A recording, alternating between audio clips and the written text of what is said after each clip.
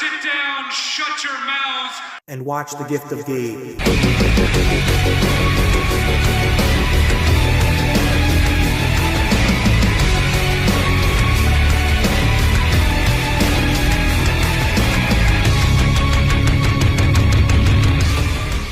Yo, party peeps, what is up? It's your boy, the best Gabber in the biz. Full Gear was absolutely amazing. I was there live, like I said. I literally just got back. I am wiped out. I am tired. I feel like I'm probably not going to have much of a voice in the morning, but that's alright. So I'm going to do my usual recap of what happened here on Full Gear, but I'll probably keep it a little bit abridged. So let's just gab about it. Let's just talk about the entire evening. Overall, 7, 8 out of 10. I have 1,010% agree with you. Try to say less than that. Even if you try to be like, oh, it's a fair critic. Shut the fuck up. Stop. Top to bottom, this show delivered in every sense of the word.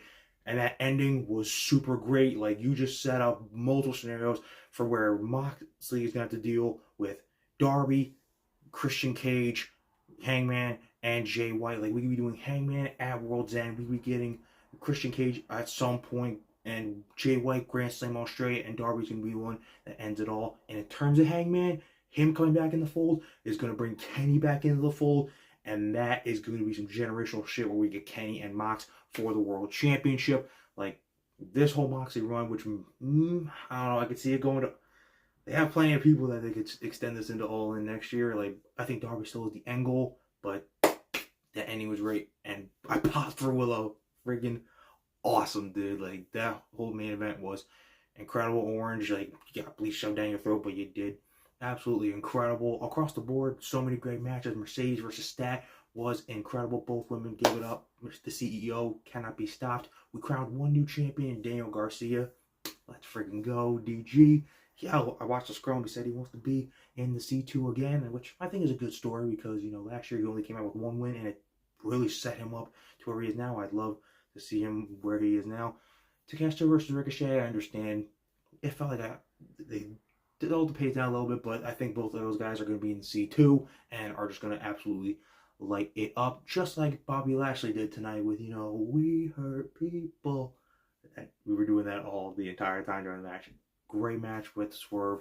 Obviously, this group is going to be untouchable. Like, we already love them. We already love them. And they were fighting a fan favorite. All the big heels won clean.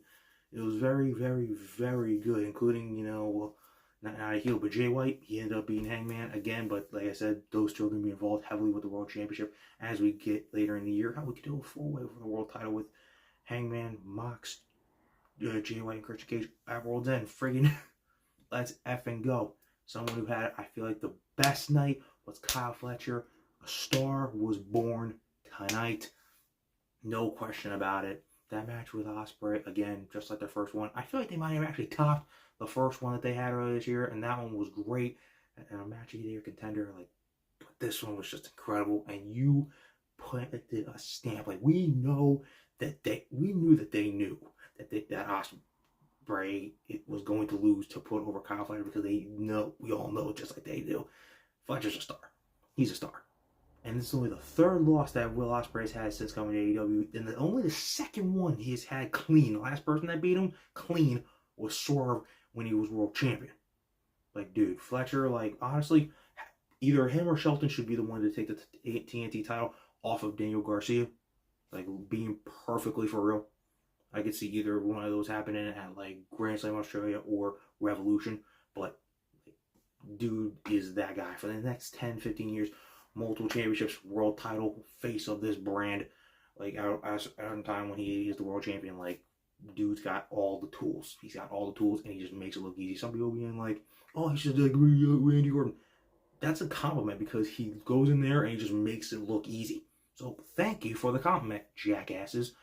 But just overall, this card again, 7, 8 out of 10, whichever one you want to say you want to get above that, perfectly fine with that too. It was incredible.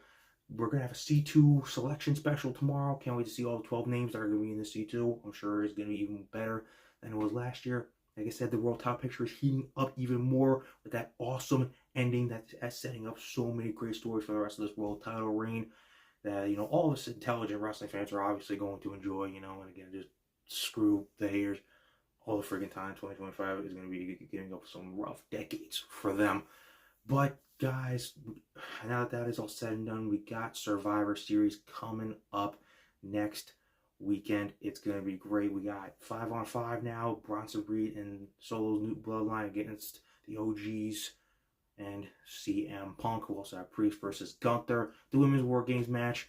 And maybe they add like the U.S. title, LA Knight versus Shinsuke, or a triple threat with Bronson, or with Braun, Ludwig, and Sheamus in a triple threat. Either one of those sounds fine, but I cannot wait for that. And like I said, after that, we got 2 weeks until Saturday night's main event, and the Road to World's End officially begins. It's all going to be centered around the Continental Classic and the crazy shit with the AEW World Championship. Long live the one true king, Jon Moxley, and still. But guys, hope you enjoyed Full Gear tonight. It was incredible. I was there live.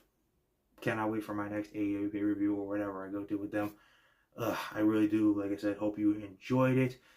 Remember, keep on liking, keep on subscribing, and most importantly, keep on remembering that when it comes talking wrestling, who better to gab with than Gabe right here. I'm tired. I'm going to go to bed because I got to work tomorrow and I'm worried about my fantasy team. Trying to get another dub, just like AEW. But until then, deuces, puces, and I will see you guys after the final Raw before Survivor Series War Games on Monday. So until then, I'm out of here. Go.